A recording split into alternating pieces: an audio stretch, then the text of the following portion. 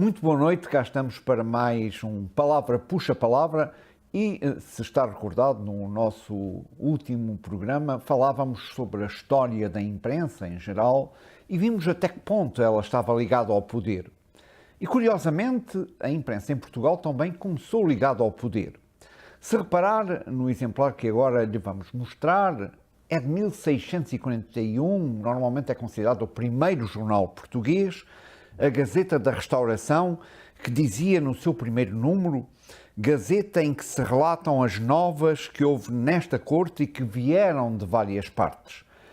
Era como um diário das cortes e, ao mesmo tempo, um instrumento de propaganda política numa altura em que em que se iniciava a Guerra da Restauração. E, portanto, o poder podia facilmente informar as pessoas e mesmo, naturalmente, fazer a sua própria propaganda do novo regime que em Portugal se tinha estabelecido com a dinastia de Bragança.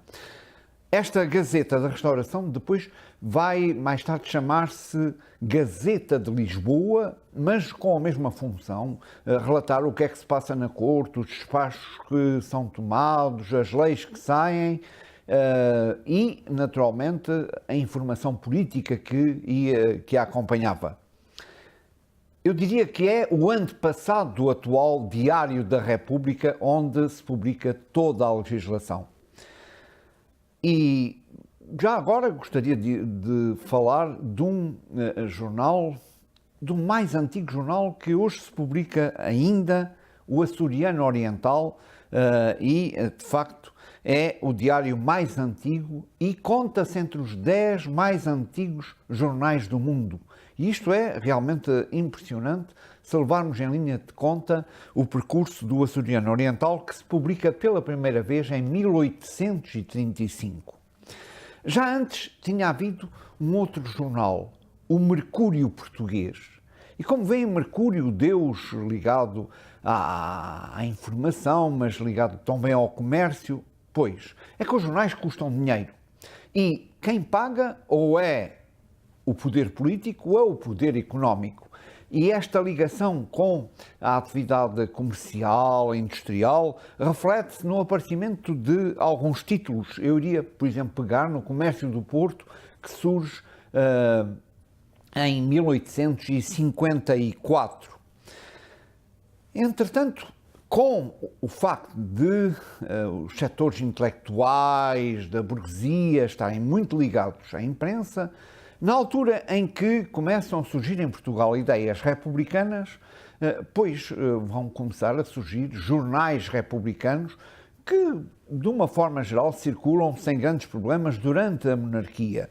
Há uma certa liberdade e é o caso, por exemplo, de jornais como o Diário de Notícias, que se publica pela primeira vez em 1864, ou um jornal que certamente muitos também conheceram, o Diário Popular, que surge em 1866, para falar também do 1º de janeiro em 1869. Já com o triunfo da República, vão surgir dois outros jornais, o Século, isto em 1881, peço desculpa, o Século tinha surgido, portanto, ainda durante a monarquia, é um jornal de feição republicana e, portanto, contra o regime monárquico, mas quando a República se implanta, vai surgir em 1911 a República e o Diário de Lisboa, 10 anos mais tarde, em 1921.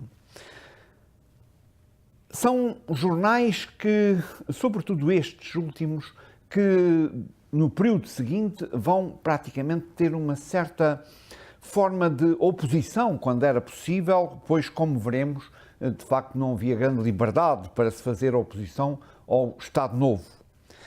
E já que estamos a falar de Estado Novo, dois jornais importantíssimos ligados ao desporto, mais propriamente ao futebol, sobretudo, a Bola, em 1945, e o Record, 4 anos depois, em 1949.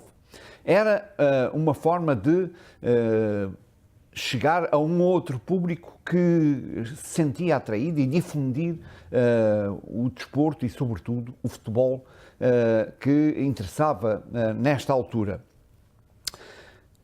Durante o Estado Novo, como iremos ter a oportunidade de ver, vai haver uma certa tendência para se fazer, por vezes, quando era possível, alguma oposição ao regime. Um jornal que irá ter uma certa importância, já num contexto fim do salazarismo, durante o período de Marcelo Caetano, estou-me a referir a um jornal de grande expressão, semanário, O Expresso, que vai surgir em 1973.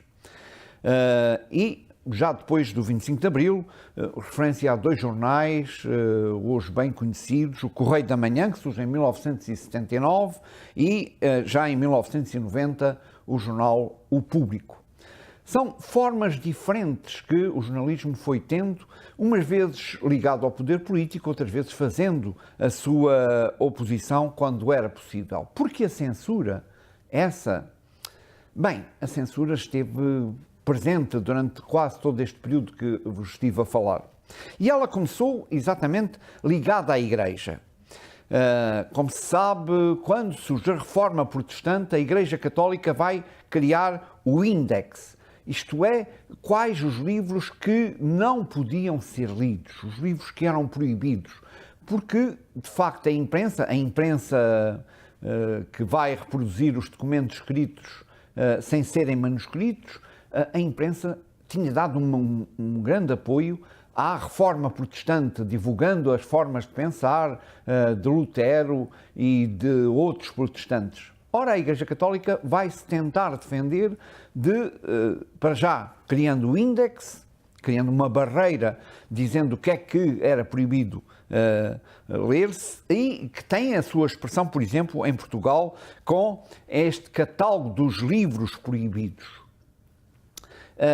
Aliás, durante muito tempo, a Igreja fazia a sua censura, sendo obrigatório que houvesse uma censura que, no caso do censor considerar que poderia ser publicado, ele ia escrever em latim nihil obstat, nada obsta, está tudo bem.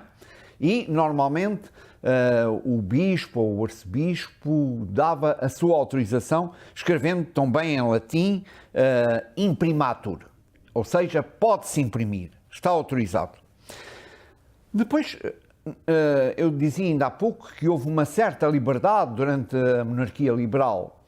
Sim, mas quando, durante o período de monarquia liberal, houve, por exemplo, a ditadura de João Franco, em 1907, muitos jornais de cariz republicano são fechados e há muitos jornalistas que são presos. A República defendia a liberdade de imprensa, mas se virmos que a República vai durar, começa em 1910, não é? Repare, 4 anos depois já temos a Primeira Guerra. E tudo isto vai fazer com que haja logo uma tendência para se criar uma certa censura. O próprio Afonso Costa, do Partido Democrático, em 1912 vai criar uma espécie de censura que depois terá toda a sua expressão por causa da entrada de Portugal na guerra. Portanto, a partir de 1914 há uma censura aos jornais e, algum tempo depois, o general Sidónio Pais, que é uma espécie de um ditador ainda durante a República Democrática, ele também vai impor a sua censura. Mas eu julgo que é com o Estado Novo que a censura se torna, de facto, mais evidente. É criado o SNI, o Secretariado Nacional da Informação, em 1933, e repare nesta afirmação de Salazar, quando é da inauguração do Secretariado Nacional da Informação, que diz: politicamente, só existe aquilo que o público sabe que existe. Portanto, se não lhe dermos a saber, as coisas não existem. E é assim que aparece o lápis azul, é assim que nos aparece a censura a carimbar, é assim que nos aparece a censura em relação aos títulos. Por exemplo, aqui são proibidos tiros disparados na Baixa Lisboeta. é uma expressão, por exemplo, pode ser censurada, ou o caso de um artigo ser censurado total ou parcialmente. Claro que os espaços em branco também vão começar a aparecer e a censura proíbe que haja espaços em branco. Eu creio que esta caricatura mostra bem o que é, de facto, estar-se atrás das grades ou, se quiser, os espaços em branco marcados pela censura. A censura desaparece, com Marcelo passa a haver exame prévio. E, finalmente, a liberdade de imprensa só surge com o 25 de Abril e, repare, para terminar, a República, exatamente 25 de Abril, que diz: este jornal não foi visado por qualquer comissão de censura. Foi um prazer estar consigo. Até ao próximo programa.